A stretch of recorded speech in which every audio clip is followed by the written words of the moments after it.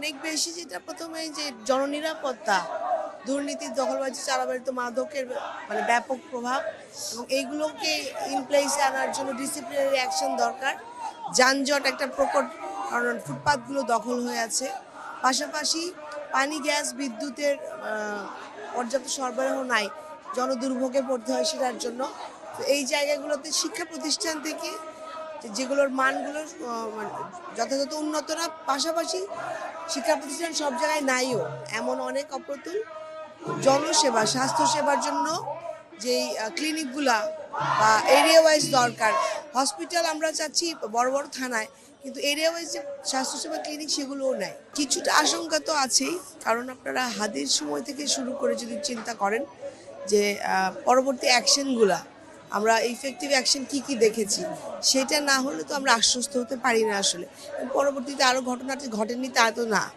এবং যদি আমরা দেখি যে প্রশাসন, নির্বাচন কমিশন ইফেক্টিভ অ্যাকশন না নেয়, তাহলে এই সংখ্যাটা কিন্তু দিন দিন বাড়ছে। যত দিন আগাচ্ছে তত দিন দিন বাড়ছে। আমরা প্রথম থেকেই আমরা যখন গণসংযোগে আছি, তো গণভোটের পক্ষে রায় হ্যাঁ দেওয়ার জন্য, এবং এটা নিয়ে যখনই কোনো বয়ান বা জানতে চাওয়া হচ্ছে আমরা সেটা এক্সপ্লেন করেছি। পরিচ্ছন্ন, সুন্দর, সবুজ একটা ঢাকা 14, যেখানে বসবাসের উপযোগী আমার ভবিষ্যৎ প্রজন্ম যথাযথ নিরাপত্তায় বেড়ে উঠতে পারবে, এবং তাকে আমরা এই পরিবেশটা দিতে পারবো যেখানে মানসম্মত শিক্ষায় স্বাস্থ্যসম্মতভাবে চলাচল করতে পারবে এবং বেড়ে উঠতে পারবে। সো আগামী প্রজন্মের জন্য যেটা জরুরি দরকার, যেই শৈশবটা আমরা পেরেছি, যে মাঠগুলোতে আমরা খেলতে পেরেছিলাম, সেরকম একটা পরিচ্ছন্ন, সুন্দর ঢাকা 14 দেয়ার।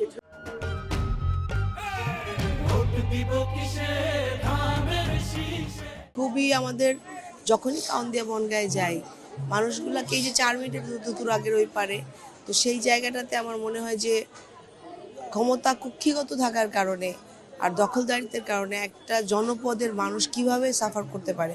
শুধুমাত্র একটা ব্রিজের কারণে গণসংযোগ থেকে বিচ্ছিন্ন, যোগাযোগ ব্যবস্থা থেকে বিচ্ছিন্ন, এবং এই কারণে কিন্তু প্রত্যেকটা জায়গায় শিক্ষা বলেন, স্বাস্থ্য বলেন, সব জায়গায় এটা অনুন্নতম জীবনযাপন করছে।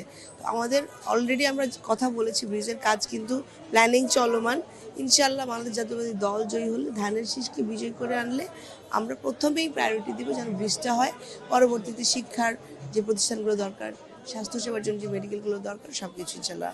রাজনীতির ক্ষেত্রে যদি প্রেক্ষাপটে বলেন, আমাকে বাংলাদেশ জাতীয়তাবাদী দল আর প্রতিযোগী হচ্ছে বাংলাদেশ জামায়াতে ইসলামী, সেই জায়গা থেকে আমি বলতে চাই, বাংলাদেশি হিসেবে বলতে চাই, আমরা বাংলাদেশের পক্ষের শক্তি হয়ে আমাদের শহীদ প্রেসিডেন্ট জিয়াউর রহমান মুক্তিযুদ্ধ ঘোষণার মধ্যে দিয়ে যে বাংলাদেশের স্বপ্ন দেখেছিলেন, সেই বাংলাদেশ গড়ার লক্ষ্যে যেই ত্যাগ আমাদের দেশ নেত্রী মরহুমা বেগম খালেদা জিয়া করে গেছেন, তিনি অন্যায়ের সাথে আপোষ করেন দেশের সার্বভৌমত্ব রক্ষায়, দেশের স্বাধীনতা রক্ষায়, কখনোই না।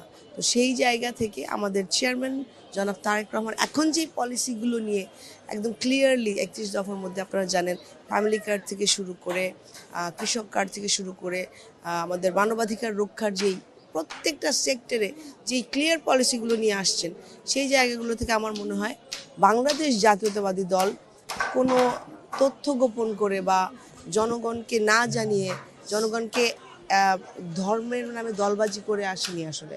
তো সেই জায়গা থেকে আমরা ভেরি ক্লিয়ার যে আমরা জনগণকে সাথে নিয়ে একসাথে নতুন বাংলাদেশ গড়তে চাই, এবং সেই লক্ষ্যেই কাজ করে যাচ্ছি ইনশাআল্লাহ।